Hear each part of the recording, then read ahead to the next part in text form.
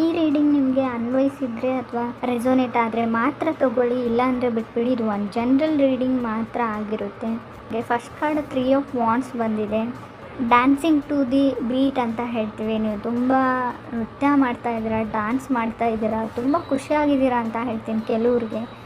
ಕೆಲವ್ರಿಗೆ ತುಂಬ ಬ್ಯುಸಿ ಇದ್ದೀರಾ ಅಂತ ಹೇಳ್ಬೋದು. ಏನೋ ಸಾಂಗ್ ಬರೀತಾ ಇದ್ದೀರಾ, ರೈಟಿಂಗ್ ಮಾಡ್ತಾಯಿದ್ದೀರಾ, ಕಂಪೋಸ್ ಮಾಡ್ತಾಯಿದ್ದೀರಾ. ಮೇ ಬಿ ಕಂಪೋಸರ್ ಇರ್ಬೋದು, ಡ್ಯಾನ್ಸರ್ ಇರ್ಬೋದು, ಸಿಂಗರ್ ಇರ್ಬೋದು. ತುಂಬ ಮೋಟಿವೇಟೆಡ್ ಫೀಲಿಂಗ್ ಇರುತ್ತೆ ಈ ಮಂತಲ್ಲಿ ಅಂತ ಹೇಳ್ಬೋದು ನಾನು. ಅನ್ಸ್ಟಾಪೇಬಲ್ ಎನರ್ಜಿ ಅಂತ ಹೇಳ್ತೀವಿ ನಾವು. ಏನೋ ಒಂದು ಜಾಕ್ಪಾಟ್ ವಿನ್ನಿಂಗ್ ಸ್ಮೈಲ್ ಇರುತ್ತೆ ನಿಮಗೆ ಅಂತ ಹೇಳ್ಬೋದು. ವಿನ್ನಿಂಗ್ ಸಮಥಿಂಗ್ ಇದೆ. ಸೆಕೆಂಡ್ ಕಾರ್ಡ್ ನನಗೆ 6 ಆಫ್ ಪೆಂಟಿಕಲ್ಸ್ ಬಂದಿದೆ. ಸೊ 6 ಆಫ್ ಪೆಂಟಿಕಲ್ಸ್ ಕೆಲವರು ಕಾನ್ವರ್ಜೇಷನ್ ಅಂತ ಹೇಳ್ತೀವಿ ನಿಮ್ಮ ಎಕ್ಸ್ ಜೊತೆ, ಅಥವಾ ನೀವು ರಿಲೇಷನ್ಶಿಪ್ಪಲ್ಲಿದ್ದರೆ ಆ ಪರ್ಸನ್ ಜೊತೆ ಅಂತ, ಅಥವಾ ನಿಮ್ಮ ಎಕ್ಸ್ ಬಗ್ಗೆ ನಿಮ್ಮ ಫ್ರೆಂಡ್ಸ್ ಹತ್ರ ಡಿಸ್ಕಸ್ ಮಾಡ್ಬೋದು.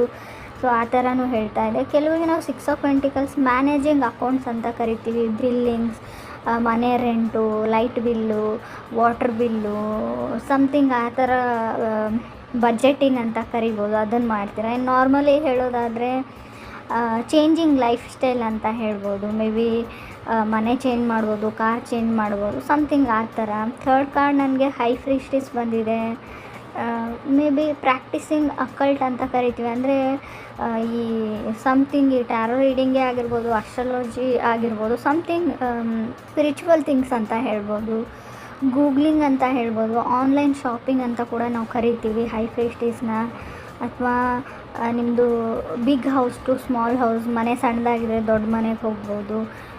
ತುಂಬ ಜಾಸ್ತಿ ಟೀ ಕಾಫಿ ಕುಡಿತಾ ಇದ್ದೀರಾ ಅಂತ ಕೂಡ ಹೇಳ್ತಾ ಇದೆ.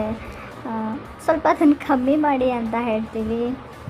ಪ್ರಿಟಿ ಸೂನ್ ನಿಮ್ಮ ಮನೆಯಲ್ಲೇ ಇರ್ತಾಯಿದ್ರೆ ಹೊರಗಡೆ ಹೋಗ್ತೀರಾ, ಗೋಯಿಂಗ್ ಔಟ್ ಅಂತ ಹೇಳ್ತಾ ಇದೆ ಕಾರ್ಡ್ಸು. 4 ಕಾರ್ಡ್ ನನಗೆ 2 ಆಫ್ ಕಪ್ಸ್ ಬಂದಿದೆ.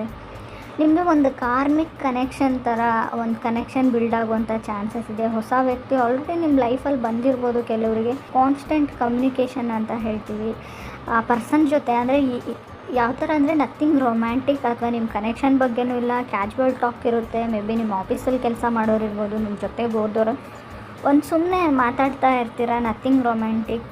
ಸಮ್ವನ್ ಫ್ರೆಂಡ್ಲಿ ಇರ್ತಾರೆ, ಬಟ್ ಅವ್ರ ಜೊತೆ ನಿಮ್ಗೊಂದು ಸೋಲ್ ಕನೆಕ್ಷನ್ ಅಥವಾ ಕಾರ್ಮಿಕ್ ಕನೆಕ್ಷನ್ ಅನ್ನೋದು ಬಿಲ್ಡ್ ಆಗುವಂಥ ಚಾನ್ಸಸ್ ಇದೆ.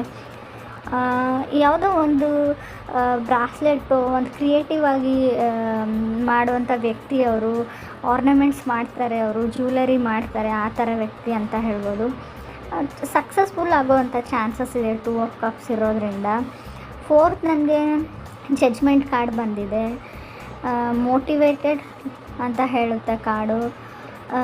ಮೇ ಬಿ ತುಂಬ ಜನ ನಿಮಗೆ ಅಡ್ವೈಸ್ ಕೇಳ್ಬೋದು, ನಿಮ್ಮ ಅಡ್ವೈಸ್ನ ರಿಲೇಷನ್ಶಿಪ್ ಬಗ್ಗೆ.